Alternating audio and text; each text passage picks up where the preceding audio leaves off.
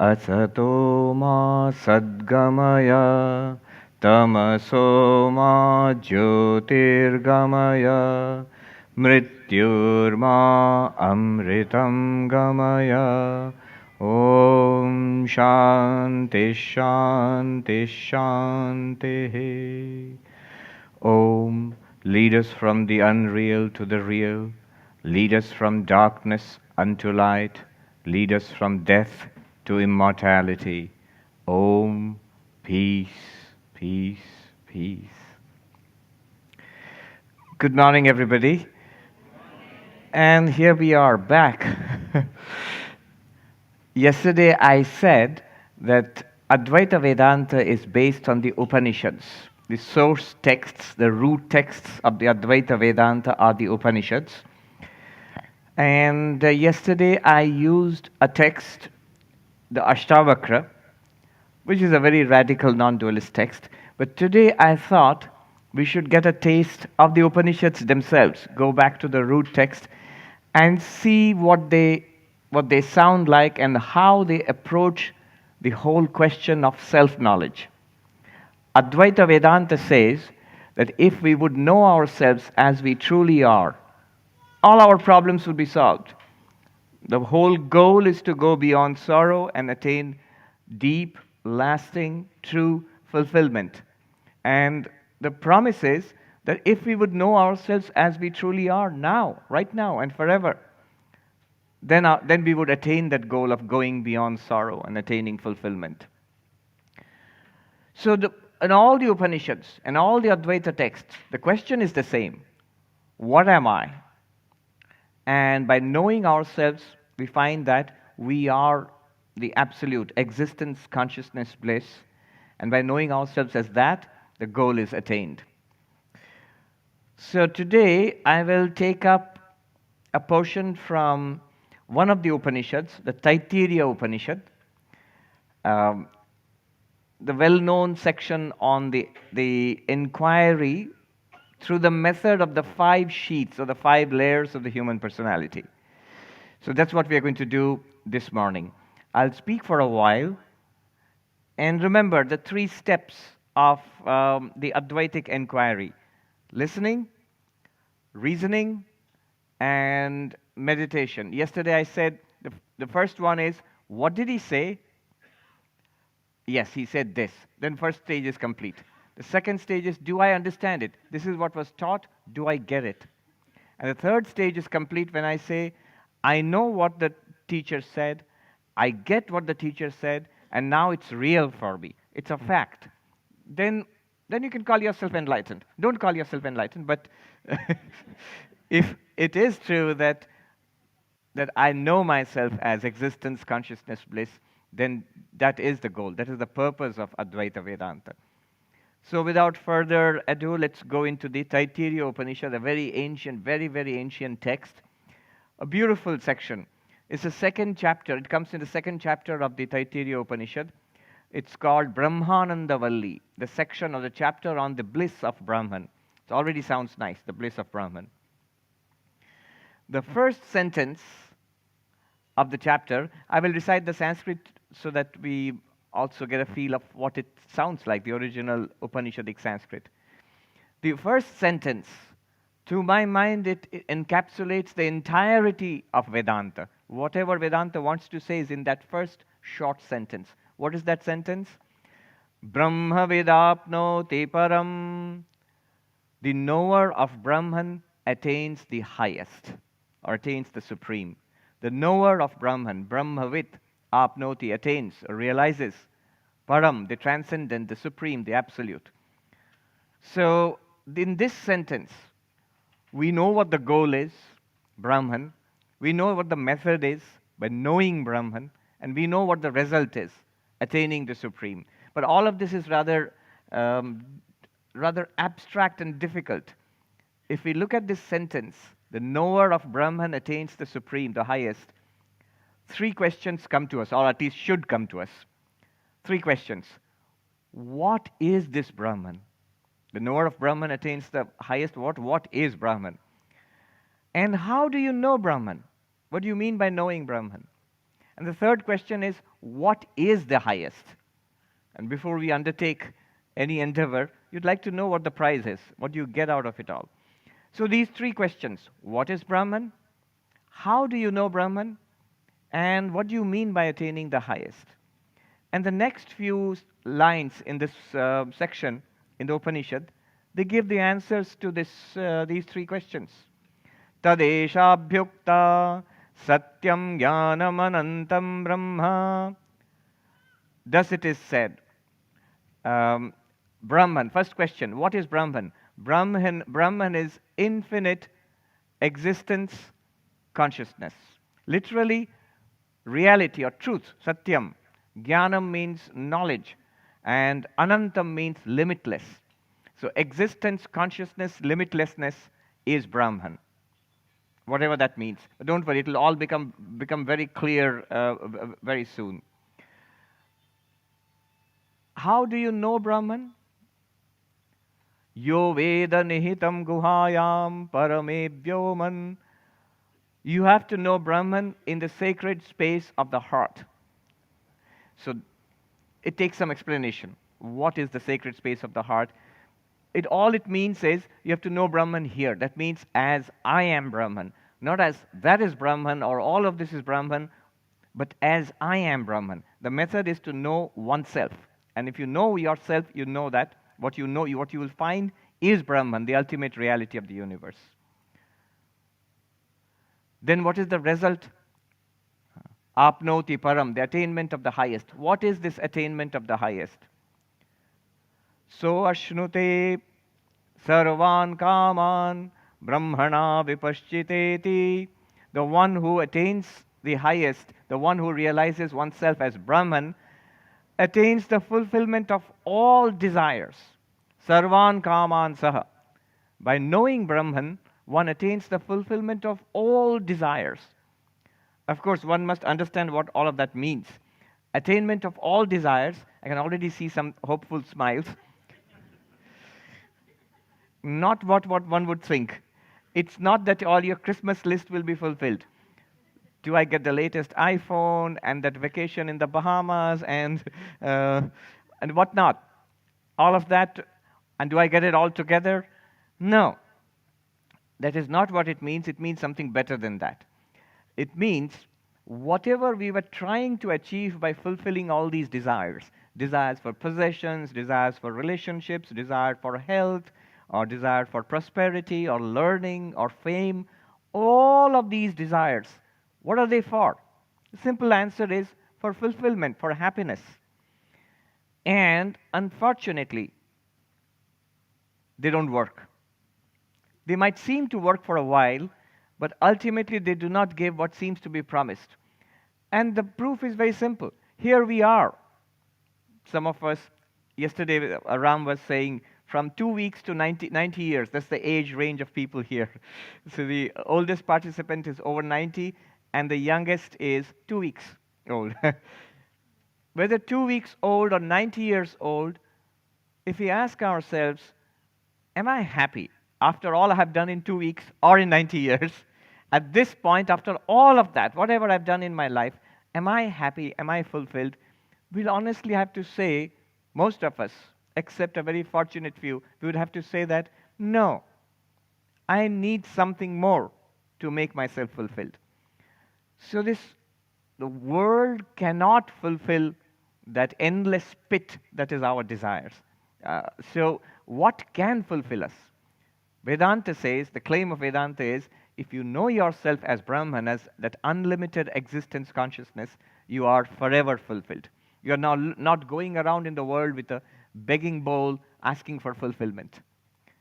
So ashnute sarvan kaman saha means the one who attains Brahman, who realizes oneself as Brahman, has now all desires fulfilled, which means is deeply, completely, supremely happy, satisfied. The Bhagavad Gita puts it in this language, attaining which nothing further remains to be attained. Attaining to which even the greatest of sorrows cannot shake one. Note that then attaining this, the greatest of sorrows, is still possible. The greatest of sorrows cannot shake you, having attained yourself knowing yourself as Brahman, which means the problems of life will still keep coming. You have a body, the body is going to age and get diseased, and one day it's going to die. All problems in the world will keep coming. Even for enlightened people, everybody dies, everybody gets old and passes on. But the difference is this: the enlightened person, knowing oneself to be Brahman, to be the Absolute, is not bothered, is not affected or touched by what happens to the body, what happens in the to relationships or one's financial situation. Not that the person is callous, but has found something that is eternal and lasting and completely fulfilling. So there one has found true security. I'm reminded of one of the greatest philosophers who lived in the 20th century, Wittgenstein, who studied and worked here in Cambridge or Oxford, in Cambridge, I think. In Cambridge, yes, Wittgenstein. And he said, he had very interesting observations about many things, but religion, for example. He said, religion is the search for absolute security. And I like that, because that really works for Vedanta. If you find that reality within yourself, you're absolutely, completely, truly secure. So these are the three answers to the three questions. What is Brahman? Infinite existence consciousness is Brahman. How do you know Brahman? You have to know Brahman as I, myself, as I am Brahman. And what do you get out of it? With the highest, the overcoming of all sorrow and the attainment of lasting, deep peace. All right. At this point, I can see a lot of mystified faces. Is that it? It is. But at the same time, we feel, no, wait a minute. I need some more explanation. It's not enough to say infinite bliss, infinite consciousness and existence is Brahman. What is infinite existence? What is infinite consciousness? So that definition of Brahman, Satyam Jnanam Anantam Brahma, infinite existence and consciousness is Brahman. If you want a further explanation of that, I actually have talked about it a couple of times. On YouTube, you can find, if you Google the definition of God. It's not actually a definition of God, but I thought that would be a catchy title. It's really a definition of our real self, the absolute reality, which is something, in Vedanta, it's considered something deeper than God. I'm not going to talk about that today. I'm not even going to talk about the third part of it. What is bliss and how is attainment of Brahman, the attainment of lasting bliss? Not even that. I'm going to talk about what we're going to do today is the second question. How do I realize I am Brahman? So that's the crux, isn't it? If I realize that, then everything becomes clear to me, and the result will follow or should follow automatically. So the second part, the second question, how does one realize I am Brahman? And to explain that, the Upanishad takes it up. After that, after this portion, the rest of the chapter is an explanation of how the process. And in Vedanta, the process is an inquiry. Inquiry into our experience, especially inquiry into our experience of ourself. So this is the famous Panchakosha Vichara, the method of inquiring into the 5 layers of the human personality. Often we come across these, the food sheath, Annamaya Kosha, the vital sheath, the Pranamaya Kosha, the mental sheath, Manomaya Kosha, the sheath of the intellect, Vijnanamaya Kosha, the causal sheath, the Anandamaya Kosha, and then the Atman, the true self. When you study Vedanta, you often hear this. This is one of the standard methods of inquiry. But the source is here. The source is in the Taitriya Upanishad. And as we shall see, the presentation is also unique. It's not the way we normally study it. The original presentation in the Upanishad has a distinct elegance and beauty to it. So the talk is really starting now. This was the background. So what is the subject? The subject is an inquiry. The subject is us. I, me, myself. That's why I say Vedanta is the most interesting subject in the world. What interests us most? Us, ourselves. And Vedanta is about you, is about us. So the inquiry is an inquiry into oneself. What am I? And the particular method adopted here is the method of the 5 sheaths. So here we go. The Upanishad states, this is a very beautiful section. Tasmad vaye tasmad atmana akasha sambhuta akashad vayu vayor agni agnir apah adbhya prithvi prithivyam oshadhayah oshadhibhyo vannam. So it goes on like this. From this very Atman, from Brahman, the ancient cosmology, space emerged. Don't ask how. That will take us to a different subject altogether. And space, and from that comes air, from that comes fire, from that comes water, from that comes earth, and from the earth comes shrubs and plants, and from that comes food, and from the food taken in by our parents comes this body. And the Upanishad makes it very clear. It calls it the Purusha, Annamaya. That means this body made of food. Basically, this body is made of food. What we eat and drink, that becomes this body. It's assimilated and it's reconstituted into this body. So the Upanishad starts there. Like any good teacher, I was in a teacher training institution where we used to train school teachers, and we would always say the golden rule of teaching is from the known to the unknown, from the near to the far, from what is to what shall be.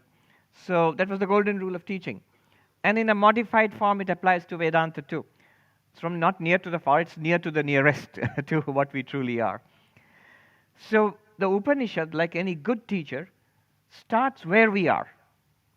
So you are Brahman, and we go, no, I am not. I am me. So Upanishad says, all right, what are you? What do you think you are? This. Upanishad says, very good, let's start there. You think you are this body? Yes. This body, the Upanishad says, Annamaya Atma. This body is the self. Yes, the Upanishad agrees. Yes, it is the self. The body is the self. Notice, the first thing that strikes us is when we usually read a textbook on Vedanta, not the original Upanishad. The textbook says that the real self is hidden in 5 sheaths. Kosha means sheaths. That which covers. So the real you is covered by 5 layers. The first and outermost layer is this physical body, the body made of food. But the Upanishad does not call the body the sheath, something that covers the real self. No, the Upanishad says, you are the body. And we go, I knew it. I thought I was the body. And the Upanishad says, yes, you are the body. See, the Upanishad is very interesting. Whatever we say, the Upanishad says, you're right. And then the Upanishad says, just let's take a little closer look at this thing you call the body. And then the Upanishad guides us slowly until we feel, no, I can't be the body, can I? The Upanishad says, you're right, you can't be the body. Then what are you? So this is how it goes. So first it starts with the body. Annamaya Atma. Atma means the self, and the body is Annamaya, which is pervaded, or is Mayat here means a modification. Food is eaten, assimilated, and modified into this body. In America, in Hollywood, in the 1960s, there was this very famous Italian actress. I always forget her name. But I liked what she said. I read about it somewhere, and she says, she was interviewed, what's the secret of your beauty? And she says, oh, the secret of this, it's pasta. And she was right. It's pasta is modified. You eat it, and it's modified into the body.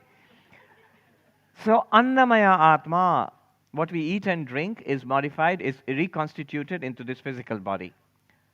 Am I this physical body? Notice that the body changes from the baby, the two-week-old baby who's here. You watch that baby. Next year it will be so different, and the year after that, and 10 years hence, and when you have the 14th World Yoga Festival, he or she will be a yogi or a yogini here doing Dashtanga Yoga with you. It changes. A child's body, a teenager's body, a young person's body, an older person's body, middle-aged body, an older person's body, and so on. This enormously changing, this fast changing body. And yet I feel Yeah, that's my baby picture, and we feel embarrassed when mom proudly shows the baby pictures to everybody. But we cannot deny, yes, I was that. That little monstrosity, I was that. And I'm so happy to show I was this fit young person. And this is what I feel I am this now. This was one of the elderly nuns in Santa Barbara in California. She was saying to me that, just a few days ago, I was walking past a shop front and I saw a reflection in the shop mirror. And I said, "Who is that old lady?" I still feel it was just the other day that I became a nun. I mean, that I was 21 years old or something like that. And now 50 years have passed. We feel, yes, I was that. So in all of these changing bodies, I feel I was the unchanging self. See, when we say, I have changed so much, actually what we mean is the body has changed so much. So in a fast changing body, over the years, I am the same. And the changing and the unchanging, how can they be the same? How can I, the unchanging self, be a changing body? It's an intuitive, an appeal to our intuition that I am the unchanged self. And then look at the facts. The body has changed so much. Somebody said, the doctor was saying that by every 7 years, almost all the cells, with the exception of some nerve cells, they are all replaced. I mean, not at once. That not like a snake shedding its skin. But over time, we are continuously shedding skin cells, dead cells, hair cells. That's how the forensics people, they catch the criminals because they don't know how much of us, this body, we leave behind everywhere we go. So it's continuously changing. And I feel I am unchanged. I, the unchanging self, whatever I am, I cannot be the changing body. First intuition. Not only that, go deeper and look at the fact that I'm aware of the body. So, well, if you're aware of something, when I see the bottle, that which I see and that the one which sees, the eyes, they're obviously two different. Seer and seen, subject and object, the knower and the known, clearly two different entities. They're clearly different. That's there, and this is here. The body is an object to all the five senses. I can see it, I can touch it, I can even hear it when the tummy rumbles. I can, if it's too hot, you can even smell it and taste it. The body is an object of all the five senses. That which is an object, and I am the subject, they cannot be the same thing. That which is the seen here and the seer, they cannot be the same thing. The seeing consciousness, awareness, the conscious self, and that which is aware of the body, they cannot be the same thing. Because I'm aware of the body must be different from me. I cannot literally be the same thing as the body, seer and seen. One more point. I am conscious of the body. The body is not conscious of me. We did a little bit of this yesterday. So these are what I call pointers. When we do this, that which is conscious and that which it is conscious of, they cannot be the same thing. I'm conscious of the bottle. The bottle is not conscious of me, hopefully. I'm conscious of the phone. You would think that Siri or the phone is conscious of you. No, it is not. Even the most ambitious Apple engineer or Google engineer will not claim that the phone is conscious. It does a pretty good job of imitating consciousness, but it is not conscious. You are conscious of the phone. The phone is not conscious of you. In no way it is aware of you. It can behave as if it is aware of you. So that which I'm aware of and that which is not aware of me or anything else, the two cannot be the same. I am awareness and the body is something that I'm aware of. The body just feels conscious because of my presence here. And therefore I'm aware of the body. I cannot be the body. Let's use just these three things. Because of these three intuitions, when it's pointed out to us, I, the unchanging, the intuition of the unchanging self, and the clearly changing body, I cannot be the body. I, the experiencer, the seer, the experiencer of the body, and the body which is experienced, the two cannot be the same. And finally, I, the consciousness, who am aware of an unconscious body, and the body which is not aware of me. How can the conscious and the unconscious be the same? So I cannot be the same as the body. And we go, I guess then I'm not the body. I mean, the body is there and I'm somehow in there. And that's what we feel. Our intuition is I'm somehow in this body, embodied. So I must be here somewhere in the body. Yeah, I guess I'm not the body after all. The Upanishad says, all right, have it your way, you're not the body. And then the Upanishad goes, Anyantaratma pranamayaha. What do you think you are? You're not the body, so you're other than the body. Do you think you are outside the body? Well, usually not, unless you are having an out-of-the-body experience. We have this intuition, we are somewhere in the body. So we go, no, I am in the body. All right, so you are not the body, the self is other than the body, but somewhere in there, right? That's what you feel? Yes, I feel that.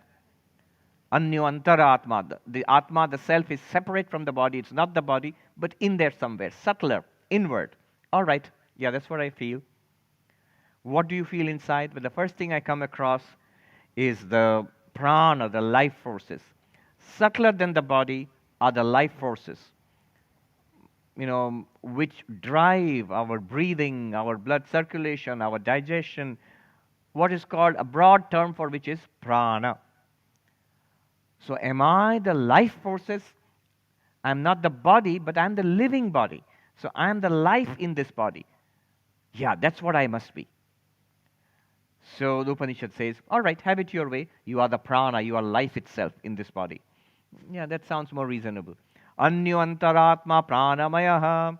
The life forces inside this body, that's what I am. Let's investigate.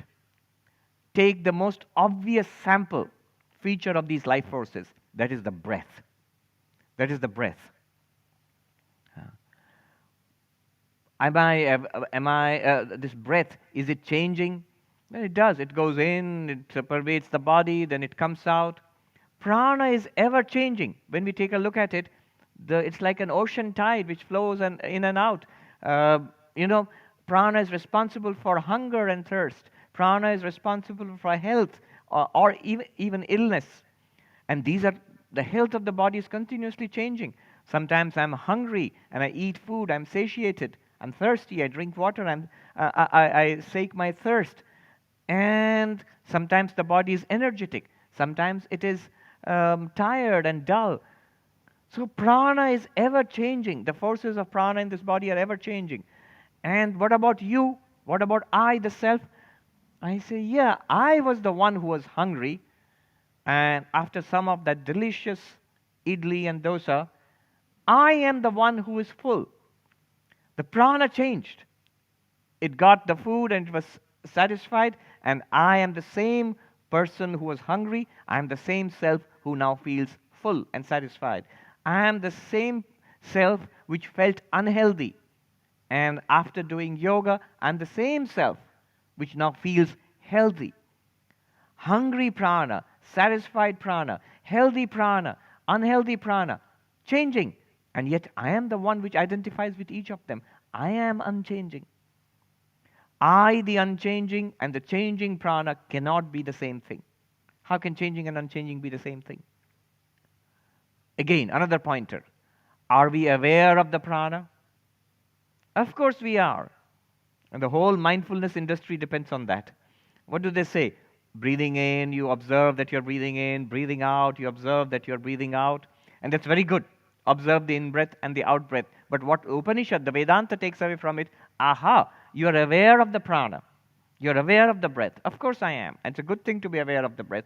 But the Upanishad will say, if we are aware of the breath, we cannot be the breath. You are the experiencer of the breath. Yes, it's good to attend to the breath, but if the very fact that we are attending to the breath, we are paying attention to the breath, means we are not the breath. And by extension, we are not the prana of which the breath is a part. Is this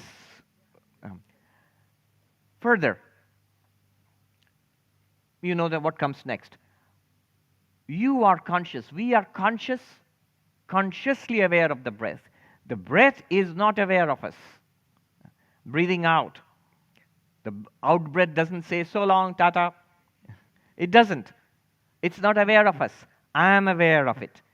The consciousness is on my side. The self is conscious. The breath is not conscious. The self is aware of the breath. I am aware of the breath. The breath is not aware of me.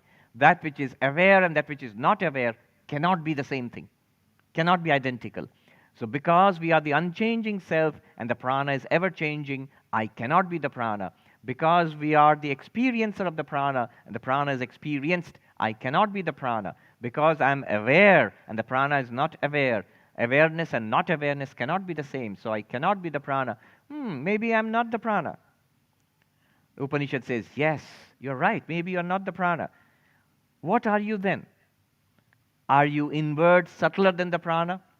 Yes, I feel I am aware of the prana, so it's somehow exterior to me. So I am something inward, subtler than the prana. And the Upanishad says, Anyoantaratma, the Atma is something different, the self is different, inwards, subtler. What could be inwards and subtler? What is aware of the prana? And we go, well, the mind. Yes, I am the mind. Oh, that's what I should have said it at the beginning. I am the mind. And truly speaking, this is a very sophisticated step to take. Upanishad agrees fully. Yes, I second that. But now you're beginning to get suspicious of the Upanishad. You're just leading me on, are you not? The Upanishad says, Anyoantaratma manomayaha. You are the self. The self is the mind. And truly speaking, most people, most of us, even without doing in Vedanta, that's what we really identify with. When I say I'm a person, but what do you mean? What is a person made of?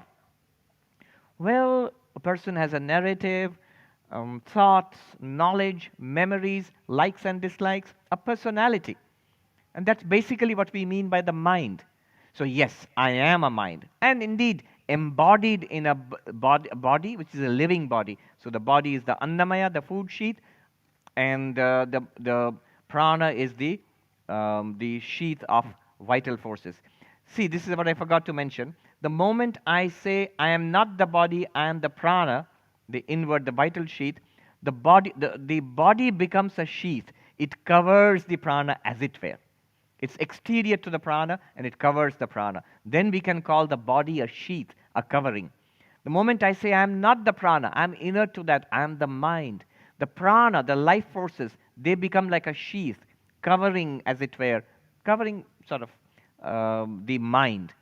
So the body is now a sheath, the prana inside is like a sheath, and I am the mind. So, Anyoantaratma manomayaha. The mind is the self. I am the self. Do the same thing. Is it changing? Oh boy, is it changing. Early morning, sleepy, get up, and then wash your face and do Ashtanga, very alert. Or Iyengar yoga, and you feel very alert and energetic. So the mind changes. You feel alert now. You feel bored, you feel excited, you feel annoyed, you feel happy, and all one after another, like a continuous stream. The mind is a series of mental events, thoughts, ever-changing, feelings, perceptions, ideas, memories. If I say, I am the mind, which mind are you? The angry mind? The happy mind?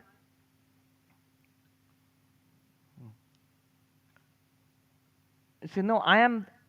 See, the logic is very subtle here.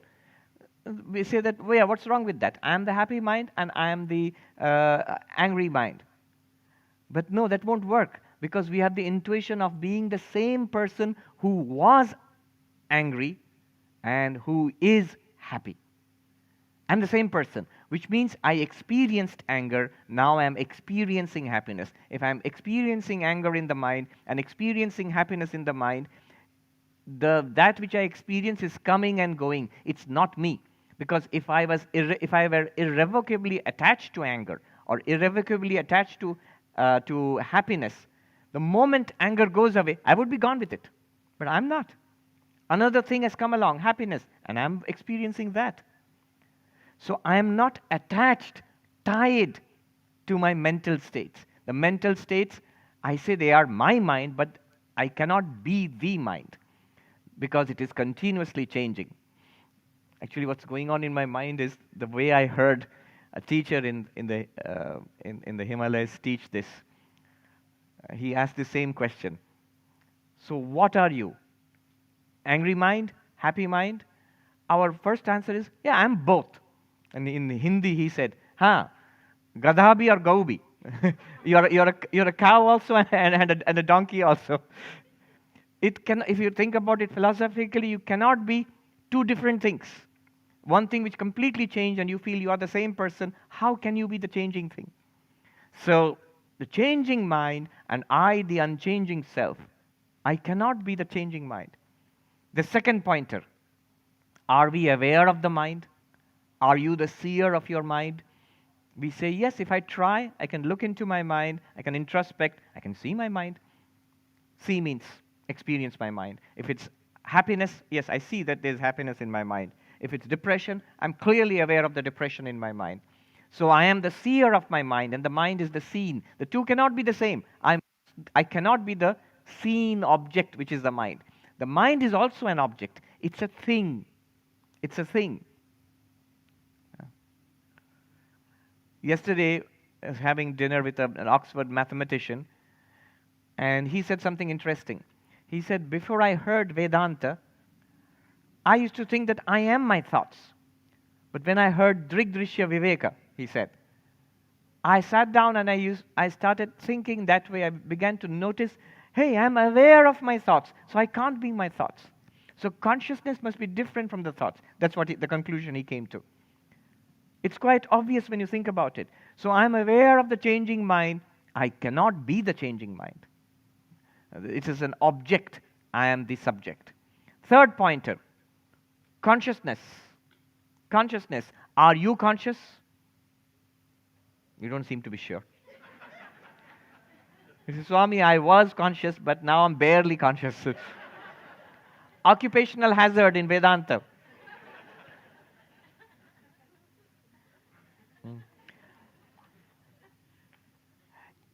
It's actually the mind which becomes dull or bored or excited and interested. It's the mind which becomes alert. It's the mind which becomes tired and dull. You as consciousness are actually unchanged. When I say I feel more alert now, more aware now, more conscious now, it's just the mind has become more sattvic and it reflects the consciousness better. You feel more alert. Notice one thing. If you are feeling dull and bored, you're aware that the mind is dull and bored. If you're feeling alert and excited and interested, you're aware that the mind is alert and interested and excited. Awareness continues. Awareness of dull mind, awareness of bored mind, awareness of excited mind, awareness of interested mind. Awareness is one and the same. Awareness is always on your side. You are aware of the mind. That little exercise which we did yesterday, think a thought. And the problem with the mind is so mischievous. When you say, think a thought, usually people will say, no, Swami, nothing comes to mind. It's always thinking thoughts, except when you wanted to think a thought. And then there's a blank. But if there's no thought, you're aware of the absence of thoughts too. You're aware of the presence of thoughts, and we are aware of the absence of thoughts. The thoughts are not aware of us. As I said, think ABCD or 2 + 2 4, and you just conduct a mental experiment. I am aware. You will immediately see. We will immediately see that I am aware of the thought. The thought is not aware of me. The 2 + 2 4 doesn't say, how are you doing these days? You haven't thought me for a long time.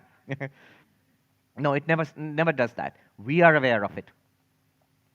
Therefore, changing mind, I, the unchanging self. The seen mind, I, the seer self.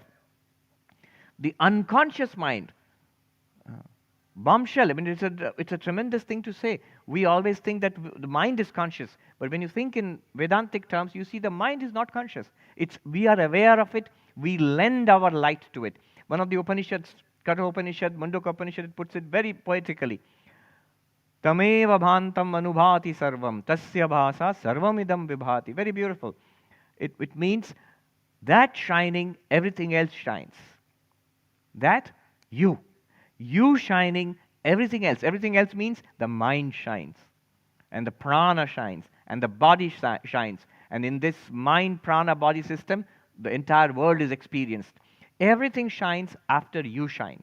You means consciousness. Tasya bhasa sarvamidam vibhati. By its light, everything here is lit up. By your light, everything here is lit up. So, no, Swami, what about the light there? It's becoming dimmer, I think. It felt unhappy. What about the light here? The light here is lit up by you. If you did not see the light, it would all be dark for you. Everything is revealed to you in consciousness. Think, when the power went up yesterday, with the light here, the lit up tent is revealed to you, the consciousness. The dark tent, oh, there's no light, that is revealed to you, the consciousness. So the consciousness is the light of lights. It lights up even the mind. You, the conscious self, and the unconscious mind, they are not the same. I cannot be the mind either. This is a big step forward. Most people, we think we are the mind. But it shows us we cannot be the mind. We are, as that mathematician said, I am that which is aware of the thoughts in the mind. Right now, I am that which is aware of the thoughts in the mind. And of course, with the mind, I'm aware of the body. And of course, with the body and mind, I'm aware of the world. But I am not the body, not the prana, not the mind also. Then what am I? What is subtler than the mind, interior to the mind? And the Upanishad says, Anyo antaratma vijnanamayaha. What the Upanishad does is, and Vedanta does is, it splits the mind into its functions. The function which we are using now, hopefully, intellect, trying to understand, this processing which we are doing, that's a higher function of the mind. The difference between mind and intellect, I can put it in this way. Suppose we are working at a math problem. We have all had that experience. We're working away at the math problem without any success, thinking about options, trying this, trying that, and suddenly we get it. Aha, this is the solution. That moment of knowledge, that is the intellect. It's called vijnana in Sanskrit. So the knowledge sheath, the sheath of the, or the level of the intellect, I am the intellect, the faculty of understanding. That's who I am. I am intelligence, if I say that. I'm not the mind in general, but I am intelligence, that which is understanding right now. That's what I am. And that sounds pretty plausible. I had a professor once who read Vedanta and came to the conclusion, yeah, Vedanta is telling us we are intelligence. I said, no, something beyond that. But he could not go beyond that. So what is beyond intelligence? Just understanding. So I am understanding. That's why he was a professor. So that's what he felt. I am understanding. But you know what the Upanishad is going to do now? Apply those three. Does the understanding change? Or oh no, here we go again. There seems to be no firm ground. Does the understanding change? Yes, it does. We better hope it does. That's how we learn. That's how we go from mistakes from wrong understanding to right understanding. That's how civilization progresses. That's how science progresses. We know. It was unknown, now we know. Then we find a mistake in our knowledge and we go further. Understanding changes. It better change. And I am the one who had a wrong understanding, and I admit, now I understand better. I am the same one. I did not know, now I know. Therefore, I am the unchanging self who now knows better. But I cannot be the knowing, the understanding itself. Unchanging self, changing understanding. I cannot be the vijnanamaya, the buddhi, the intellect. The second one, am I aware of my understanding? Of course. Imagine working hard at a math problem, not getting it, and then the delight, the breakthrough, the eureka moment. I got it. I understand. So I'm aware, definitely aware of not understanding, and I'm aware of understanding. So if I'm aware of it, and understanding is something, knowledge is something, the intellect is something which is understood or you are aware of, it's an object. And I am the subject. The subject and the object cannot be the same thing. I'm not even the understanding, the buddhi, the vijnanamaya. The third one, consciousness and not conscious, just like the mind, I am aware of the intellect. The intellect is not aware of me. The moment I got the solution to the math problem, I am aware of the solution to the math problem. The solution to the math problem is not aware of me. Obviously, when you put it like that, it seems as plain as anything. So because I am the unchanging, and the intellect is ever changing, because I am the subject and the intellect is an object, because I am awareness and the intellect is not aware. So suppose you say, no, the intellect is aware of many things. It may not be aware of me, this self of the Vedanta, but it's aware of everything in the world. It is aware by my light, by you, the consciousness. You lend light to the intellect. You lend awareness to the intellect. And using that, the intellect is aware of everything. So the intellect is not aware of the self is aware of the intellect. You are awareness, and the intellect is not awareness. Therefore, I cannot be the intellect. The self and the intellect cannot be the same. I am subtler than the intellect because I'm aware of it. It's an object to me. I'm inward to the intellect. Anyo antaratma anandamayaha. Here is something we rarely consider, but the Upanishad takes us to very subtle levels. Now we are operating at extraordinarily subtle levels. I am not the intellect. Push beyond the intellect. What do you find? If you actually try it. The beauty of Vedanta is you don't have to believe it. You don't even have to take it as a nice philosophy. You can actually check on it every moment we are experiencing. Are we not experiencing the body every moment? Yes. Are we not experiencing the breath? Yes. Are we not experiencing the mind? Yes. We are experiencing the intellect? Yes. Beyond the intellect, if you push right now in experience, some of you may be embarrassed in saying, Swami, it's a blank. You are right. If you consider body not being experienced and the beyond, deeper than the body, the prana, the mind, the intellect, all we reach is a blank. The Upanishad says, this is what we experience in deep sleep. And the name they give to it is the Anandamaya. The blankness, the darkness, the resolved, or philosophically speaking, the potential state, the resolved state, where all impressions, ideas, thoughts, memories, as if they disappear into a black hole. They're still there in deep sleep. It feels like nothing. But notice the language. It feels like nothing. If it feels like nothing, then there is awareness there in deep sleep also. Recently, somebody pointed out, even in neuroscience, they are talking about, till now they were saying there's no consciousness in deep sleep. But now they're talking about a basal level of consciousness, a proto-consciousness in deep sleep. Anyway, our own experience tells us that when we wake up from deep sleep, we say, what do we feel? I slept happily. I did not know anything. But I slept happily. I did not know anything. That's also an experience. So there was an awareness. There was no self there. There was no ego there, which said that I am in deep sleep. If you say I am in deep sleep, then you are not in deep sleep. But after waking up from, what wakes up? I wake up. No. You are still there in deep sleep. What wakes up is the mind. It's the mind which goes to sleep. Obviously, when you're feeling sleepy, in a boring Vedanta lecture, for example, notice this. It's the mind which is feeling sleepy. Because you are aware of it. If it's the mind which is feeling sleepy, what is the one which inevitably goes to sleep? It must be the mind. Therefore, you, the awareness of the mind, you continue in the waking mind, you continue in the sleeping and dreaming mind, you continue in the deep sleep mind also. And when you wake up, you say, I was asleep, I slept happily, I did not know anything. The Upanishad calls this the Anandamaya, that which is pervaded by bliss. Why is it bliss? Well, basically, psychologically, when we look back upon it, it seems to be a state of very deep relaxation, very deep, I was just thinking, it's there in every language. I slept like a log in English. In Bengali, they say, ghumiye kada. Now, if you translate it, it means slept like mud. You say, whatever could that mean?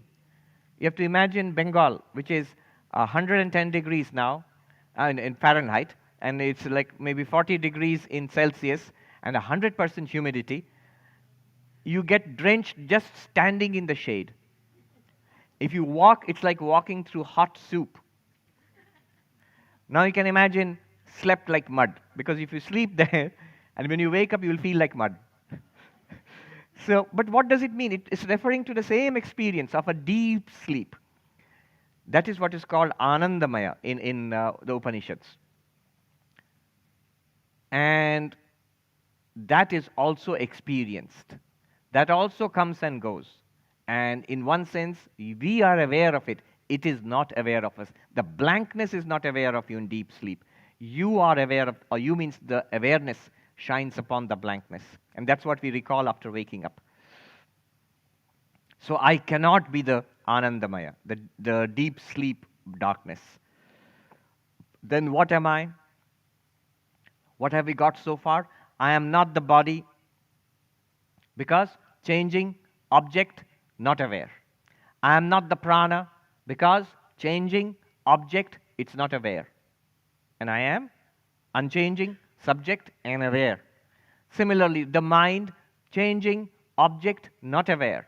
And I am the unchanging subject, aware of it. So I cannot be the mind. Similarly, for the intellect, changing object, not aware. And similarly, for the Anandamaya, the deep sleep, the blankness beyond the intellect, changing object, not aware.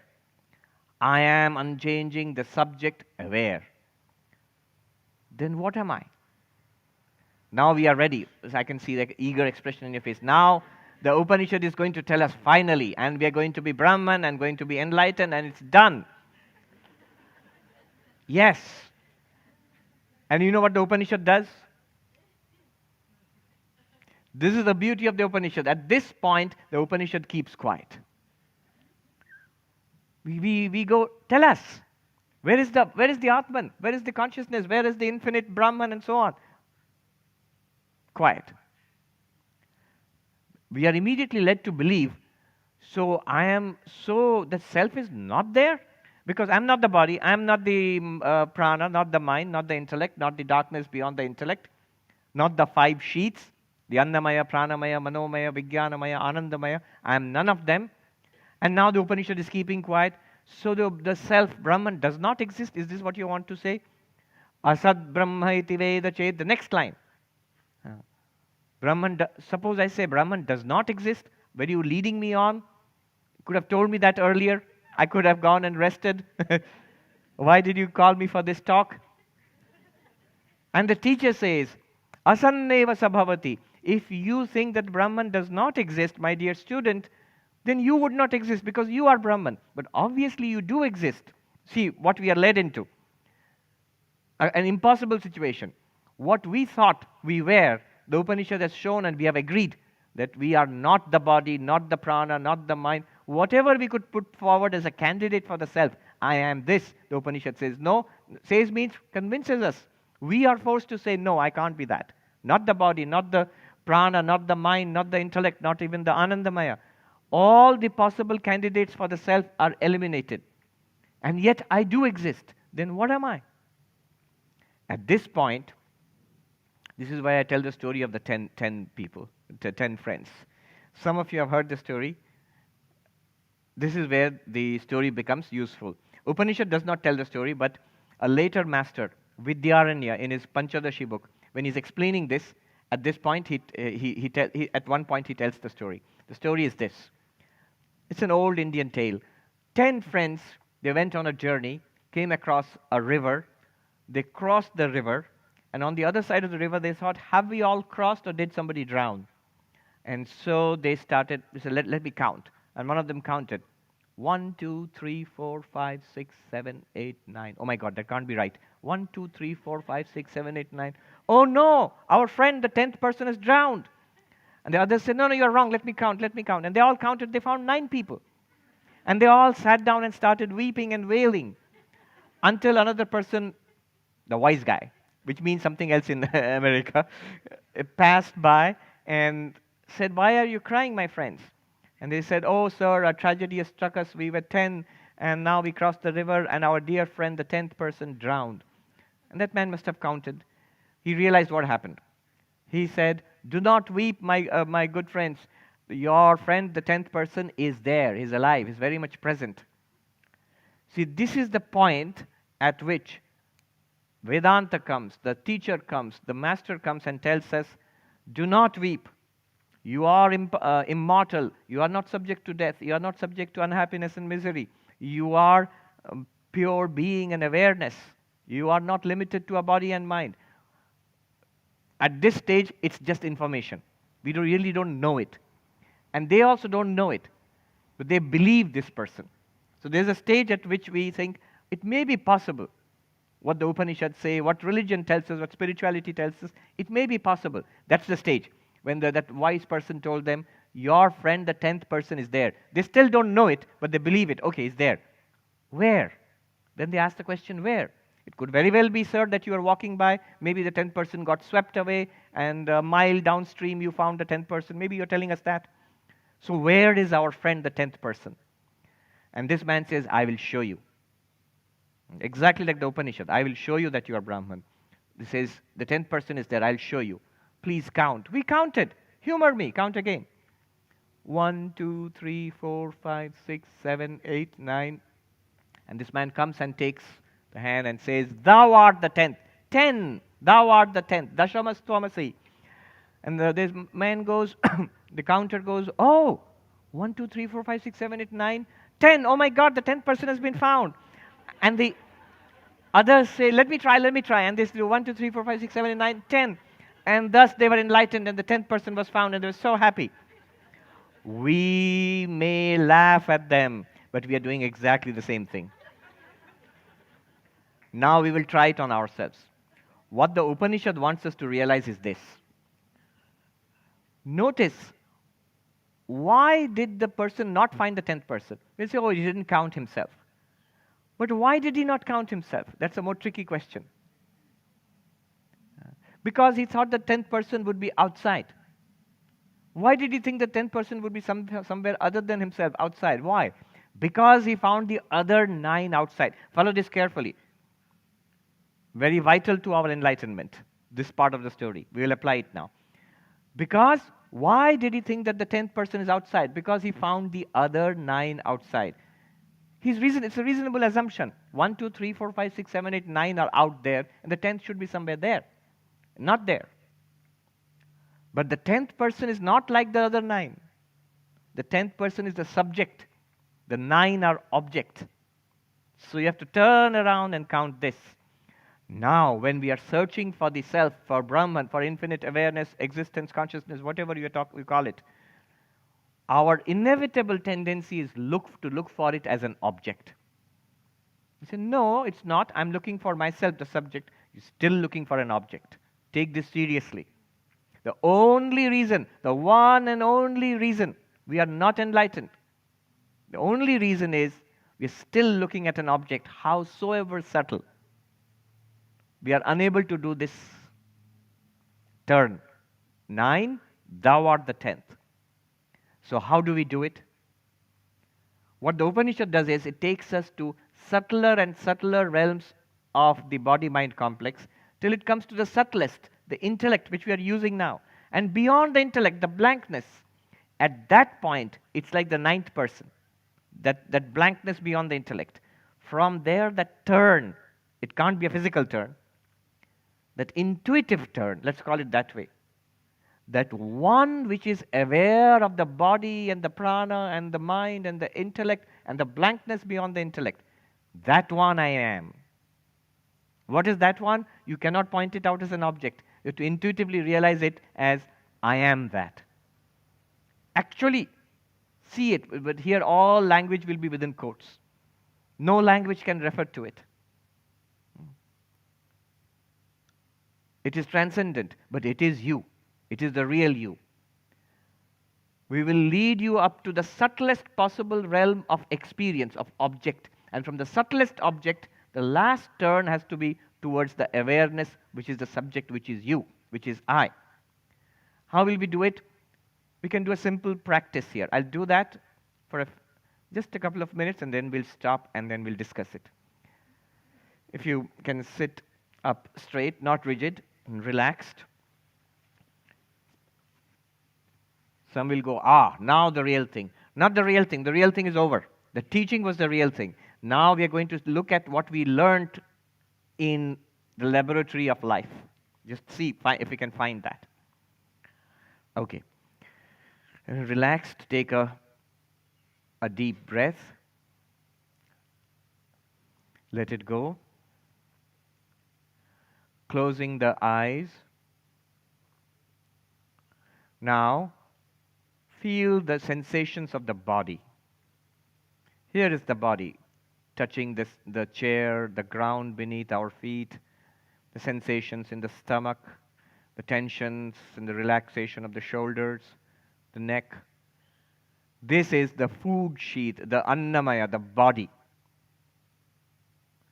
And raise the hand, the right hand, slightly, and then put it down. That energy which I use to raise the hand and put it down, that is prana, the life force. Notice the prana. A good way is to notice the breathing. Breathing in and breathing out. That is the prana. Notice the prana. And notice that I am aware of the prana. I am aware of the body. I am aware of the prana. Go deeper. The thought that I raised my hand and I put my hand down, that thought, that is the mind.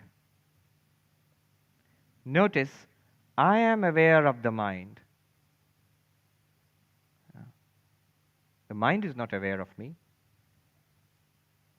Go deeper. This very process which we are doing, the one which said, I am aware of the mind, I am aware of the breath, I am aware of the body. This very process, the language and the clarity, this is the intellect, the knowledge, the doer, the intellect which says, I understand, the ego which is associated with it. All of this is the intellect. And yet, I am the witness of the intellect. I am aware of the intellect. Consider, if the intellect is shut down, if I have no perceptions, I do not hear, smell, taste, touch, see, if I have no thoughts, no memories, no ideas,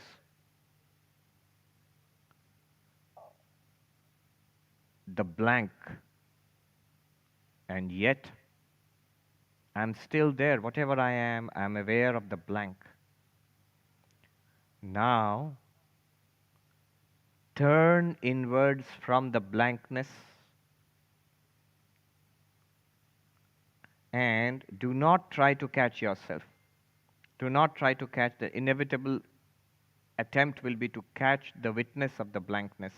Do not try to do that. Know that I am not the blankness. I am clearly the witness of the blankness.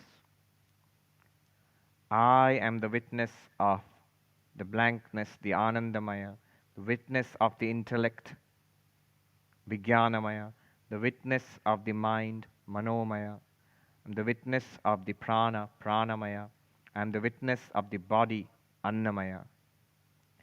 I am the witness of the 5 koshas, the 5 sheaths of the body-mind complex. They change, I do not change. They are objects, and I am ever the subject, the witness. They are not conscious, I am consciousness. They shine by my light. The body changes, ages, and will one day die. I am the witness of its change and aging and inevitably of its death. The prana changes, hunger and thirst, sickness and health. I am the witness of the changing prana. One day I'll be the witness of the transmigrating prana, which I have seen many times. When one body dies, it goes away. And I am the witness of that. I am the witness of the changing mind, ever-changing mind. The mind of the child, the mind of the teenager, the thoughts of the adult person, the slowing down in age due to maybe Alzheimer's or Parkinson's. I am the unchanged witness of all of that. I am the unchanged witness of the changing intellect, which understands, which gets confused, which gets clarity. I am not the intellect, I am the witness of the intellect. And beyond all of that, the blankness, I am the witness of its coming and going.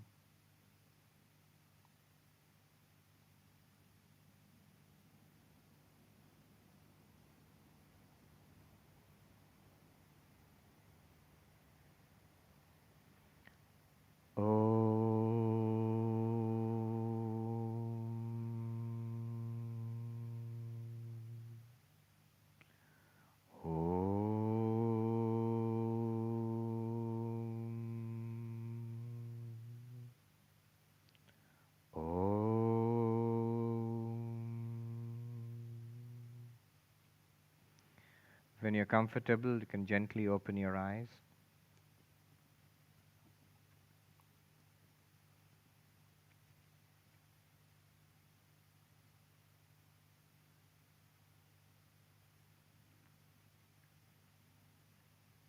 The way to do it experientially is very simple. Just be aware of each of the succeeding deeper and subtler layers of the personality. And then gently, there's no way to describe it, do that turn, thou art the 10th. Never objectify yourself. You cannot. Don't search for a thing called consciousness. Just note that the consciousness which we are, which I am, is aware of all things. All right. Comments, questions, observations? You can come up here. Yes, please come here. There's a microphone here in the front.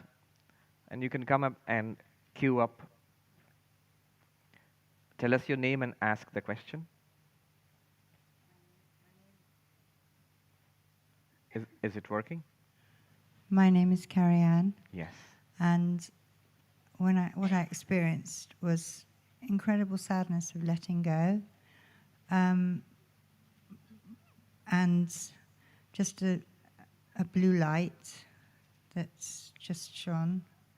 But it was just the release that brought the sadness. But it wasn't a bad sadness. It was yes, it was a sadness of just completely letting go and experiencing maybe a death of yourself and having to let it go. Right, that's very good. What you call the sadness, I think just about any sincere spiritual speaker, a seeker, will feel some of this. It's a profound kind of sadness, a very deep kind of sadness. And that sadness is not a miserable kind of or a bad kind of sadness. It's an enriching kind of sadness. Yeah. And that sadness is in the mind. The mind feels this as a death. Often spiritual life is mystical literature is spoken of as a death. The mind does feel it as a death because the little person, the ego, it's almost like dying to that. It will still be around, but you are not it anymore. Notice you said release. You feel released from that little person. The person of Carrie Ann will still continue. But you are much bigger than that now. You are something beyond that. Yes. That's very good. It's very good. Thank you. Thank you. Thank you for your observation. Thank you. Hi, my name's Louise. I wish I was that lady now. I feel quite parasitic, is that right? I feel like if this is all outside of me, then who am I to be in this body and what have I done to it? Why don't I treat it better? That kind of thing. And I'm thinking, if our self is right out there, why don't we start with this when we're that 2-week-old baby or even beyond, when we're in the womb? Where does it come? Where do we come from to get into where we are now? Yes. That's a very good point. The first thing you said, that I feel quite parasitic. Yeah. That's what you said. It's an interesting thing. Nobody has ever said that. But that's an interesting pointer, but you have just pointed out. Once you feel that I am actually not this body and mind, and still experience it. Now this experience should come. Not that you are a parasite. You are actually the reality. In fact, in some sense, the body-mind is a parasite upon you. But it is also true, what she just said, Louise said that I should treat it better. Immediately a kind of natural wisdom dawns upon us. As long as we think we are the body and mind, we are so tied up with it. We actually torture the body, we torture the mind, and we make it quite perverse. But when I realize I am not it, and I don't depend on it, then actually I can take proper care of it and use it for the welfare of all. Right now, I am exploiting it, as it were, to satisfy the unsatiable demands of this little false self. But now I realize my vast nature, which is permanently, I am that. And so I can now live wisely. It's a good point. You are not a parasite. You are the reality upon which depends the personality of Louise, the body-mind, the 5 sheaths. But because you are free of it, now you can use it to the best for its own sake, for yourself and for everybody else. Yeah. We are not, what's the word teenagers use? Needy. We are behaving very needily towards the body and mind. We want so much from it. Now we realize I am ever free from the body and mind. We are not needy about it. We are very relaxed. Nothing that the world can give you, the real self, can add 1 bit to you. It cannot improve you, cannot increase you, cannot add 1 bit to you, the real self. Nothing the world can take away. You will not lose anything to the world. The body can die. The body can become diseased. The mind can become depressed. But you are neither of them. You are the unchanging observer of all of that. The amazing thing is when we realize ourselves as that light, unchanging light which shines upon the mind becomes more relaxed. The mind becomes much happier, more serene. It's a very good insight. Just tell us your name. So my name's Michael, and I'd like to thank you for your open and engaging talks yesterday and today. Thank you so much. Thank you, Michael.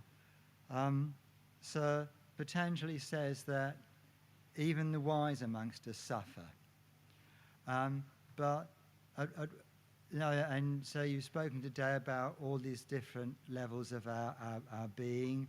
And so if I feel angry, if I feel upset, if I feel inadequate, where is that on this scale of the anamaya, pranamaya, and so on? Where is that happening, sir?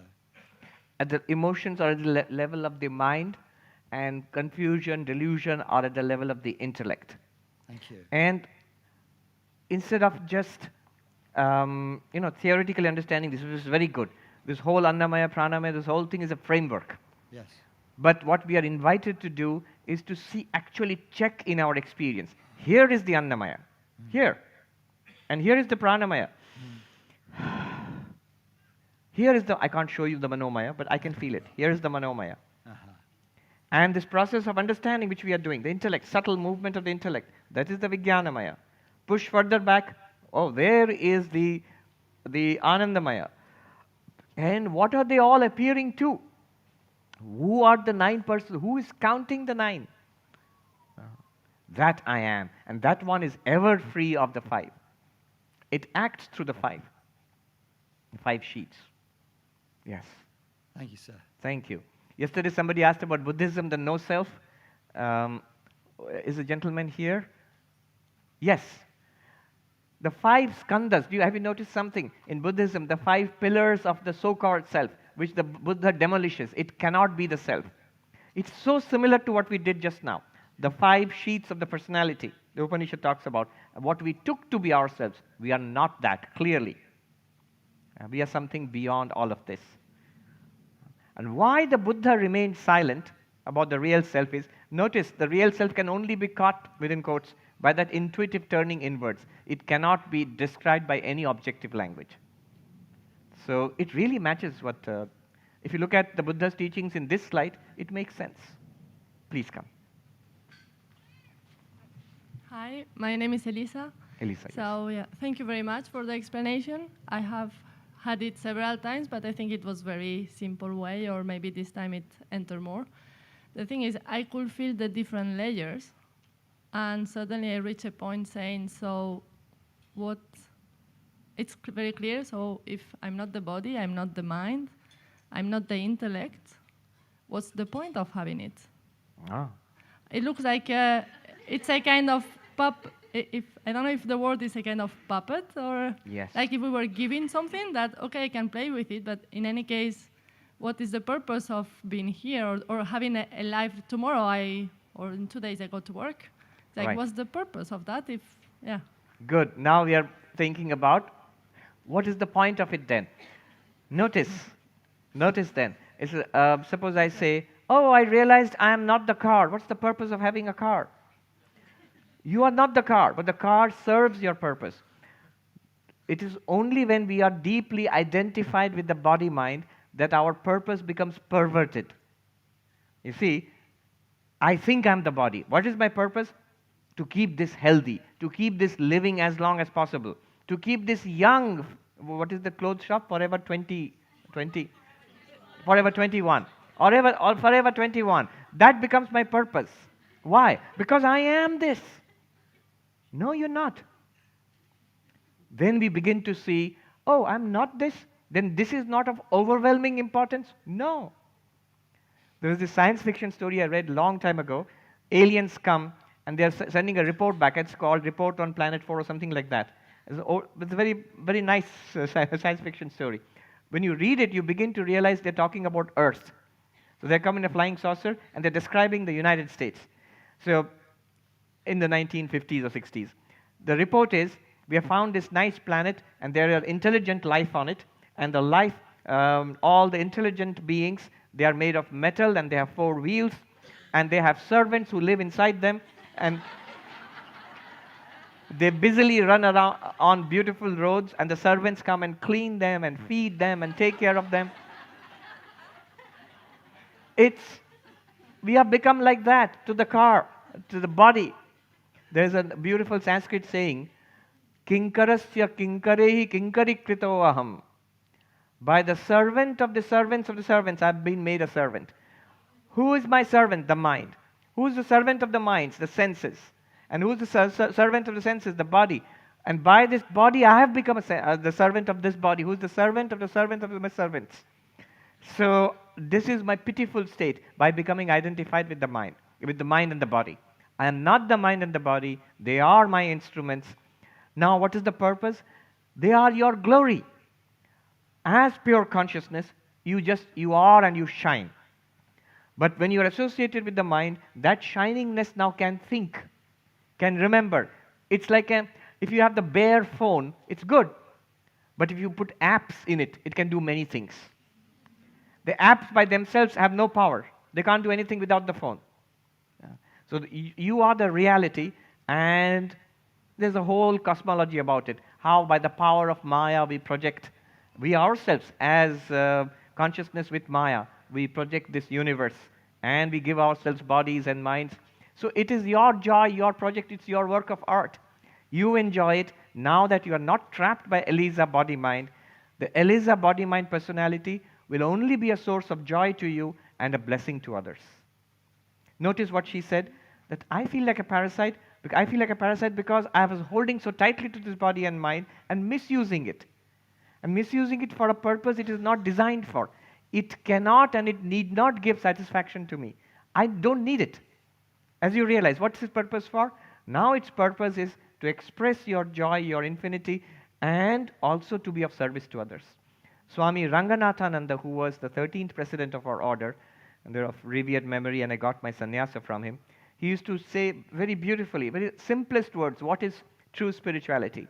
He said, what is spirituality? When I close my eyes, I find peace within. When I open my eyes, my attitude is, what can I do for you? You see, very interesting. Our problem is, when I close my eyes, Swami, all sorts of restlessness. When I open my eyes, what can I get from you? No wonder we are unhappy. No wonder we are unhappy. We are endlessly demanding from this body and mind, and through the body and mind, we are demanding from the world. prescription for unhappiness. But when you find that, in the Imitation of Christ, Thomas à Kempis, he imagines that Christ has come and the student is asking Christ, how do I find peace? How do I find peace and happiness? And what in that imagined dialogue, what the Christ says to the student, if you hear it, you'll be shocked. It's just the opposite of our modern life. Christ says to the student, my son, if you want peace, always seek to have less rather than more. First, always seek to have less rather than more, number one. And just the opposite of what we do in modern life. Second, always seek to be last rather than first. Just the opposite of modern life, especially opposite of Manhattan philosophy in New York. Third, even more difficult, always seek to do the will of another rather than your own will. Even more difficult. And last, in all things, know and accept the will of God. Seek to have less rather than more, seek to be last rather than first in matters of enjoyment and privilege. And seek to do the will of another rather than your own, and seek to know and accept the will of God in all things. Very good. But one little point is there is, how do I do it? It sounds so difficult. The moment you realize, I am not the body-mind, I am the unlimited awareness beyond that which shines upon the body-mind system, that which shines upon the 5 sheaths, then you will see the practice of these 4 are easy. Not only easy, they are natural. Yeah. Thus we live. Thank you, Elisa. Come. We have got very little time. I'll do a rapid fire. Tell us your name and ask the question. Hiya, I'm Joe. I wasn't here yesterday, so I apologize if I'm repeating this gentleman's question. But Yes. what I'm confused about is in Vedanta, you speak about the self as True. the witness, and in Buddhism, there's the focus on no self. And I wondered if you could give some clarification for that. Yes, that's what we spoke about yesterday. This is as one great Buddhist teacher told me, big question, no time. I still remember his face. He grinned down at me. The Sakya treason. Yes, but let's put it this way. There's a whole ancient tradition of debate. What I'm going to tell you will contradict that. Neither the Vedantins will agree, the ancient Vedantins, nor the Buddhists the traditional Buddhists will agree, because they say there are 2 different approaches. The Vedantists cut down, all the Hindu philosophers cut down the no-self theory of the Buddhists, and the Buddhists cut down the self, the Atman theory of the Hindus. But if you looked at 2 philosophies, Advaita Vedanta, what we are talking about, and the Madhyamaka Buddhism, which is the foundation of Tibetan Buddhism, for example, and a lot of Mahayana Buddhism, the Madhyamaka Buddhism of Nagarjuna, you will find they're using almost the same language. And you get the feeling that they are pointing towards something that's beyond language, which can be expressed this way. Somebody put it yesterday, was saying, isn't it like 2 paths up the same mountain, 2 different paths, but it's pointing towards the same peak? Yes, that's how I would put it. And I'm not alone. There are many who are saying this, and especially in the Western world, where you do not carry the baggage of 1,000 years of animosity and debate. By the way, animosity is not a bad kind of animosity. It's an intellectual animosity. You're like friendly debaters, the Buddhists and the ancient Hindus. So nearly 1,000 years of debate after the Buddha, till about 7th, 8th or 9th century, where self versus no self. But here you don't carry that baggage. And you almost, I've seen Western teachers and students of Buddhism, they're saying, hey, Swami, you're saying the same thing as we are saying. Yes, actually, language different. You can call it the void, you can call it the infinite, the Purnam, the full. I'll leave it at that. Thank you. 2 minutes, how much time have we got? 2 minutes. Maharaj, Yes. this is Sridhar. My question is related to the experiment we just did, the 4 layers. The 5 layers.